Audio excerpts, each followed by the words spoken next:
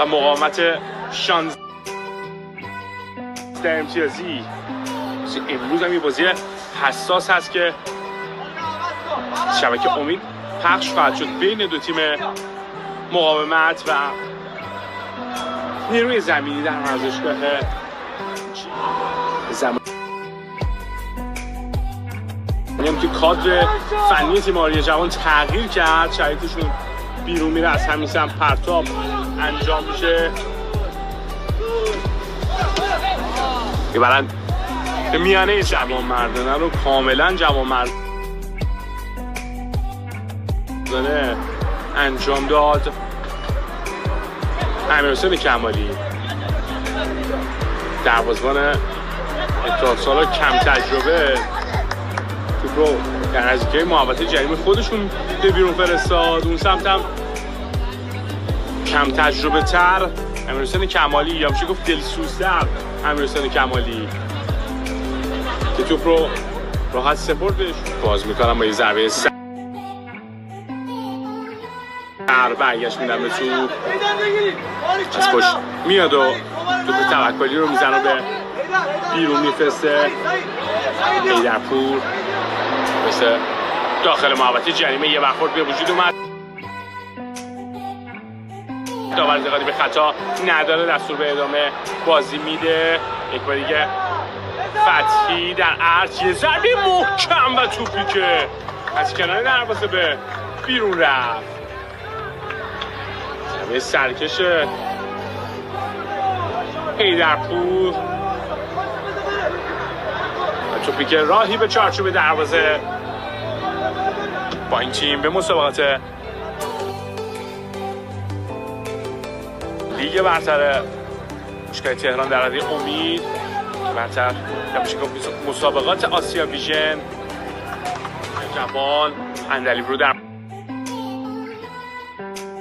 مقابلش داره. پاس میده این سمت به توکلی، اشتباه توکلی و تعللش در سپردن توپ. حالا مهرعلیان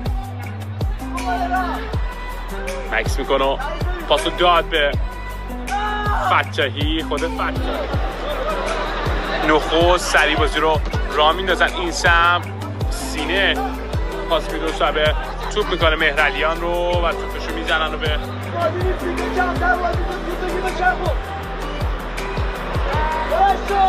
سالو بودن انجام میدن. اندلی پای متیان خط دفاعی حالا بازی رو باز میکنن.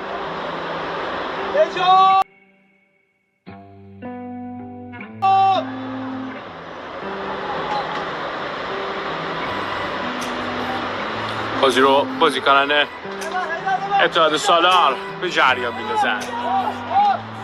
حیدرپور برای سمت راست یه سر توپ زد و جسد بازی خواهد بود بلند میفرسته. ناظر بازی هم یه اشاره به ما کرد مثلا شرط بندایی که اطراف ورزشگاه ایستادن و انجام میشه این سمت زمین. این باسم رو به عقب بازی میکنن. حیدرپور حرکت گانو جا میذاره خودش پا به تو حرکت میکنه. خود کمالی جلوش گرفتن در مقابلش ایستادگی کرد. سمدم نمایی از معلوم نیست تماشاگر هستن یا شرط بند.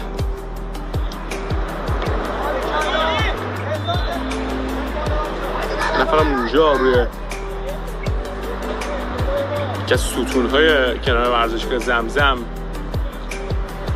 ضربه رو از خط دفاعی میزنن و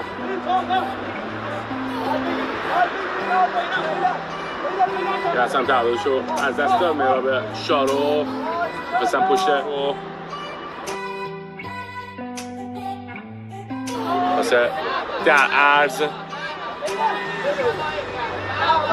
یه برخوردم به وجود میاد. خطی همیشه زیادی هم در باشگاه اتحاد سالار وجود داره. اگر نتونن به یه سری از تعهداتشون پایبند باشن. آیه چهری و تقی‌پور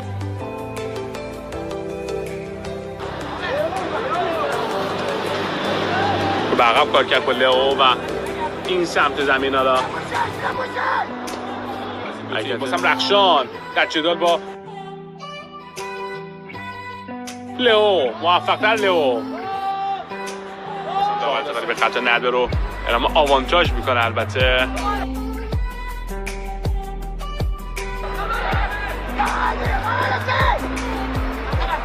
فشار میارن و